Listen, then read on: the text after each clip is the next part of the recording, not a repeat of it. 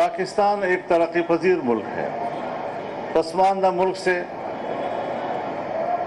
ایک ترقی پذیر ریاست کی طرف سفر کوئی آسان سفر نہیں ہوا کرتا، بڑا کٹھن سفر ہوتا ہے. لیکن جہاں ہمیں آگے بڑھنا چاہیے اور آگے بڑھ کر ہمیں ترقی کی نئی راہیں تلاش کرنی چاہیے، بدقسمتی سے ہم نے گزشتہ 3-4 سالوں میں ترقی معکوس کی ہے اور ہم بہت تیزی کے ساتھ پیچھے کی طرف آئے ہیں. اگر ہم نے پاکستان کی معیشت کو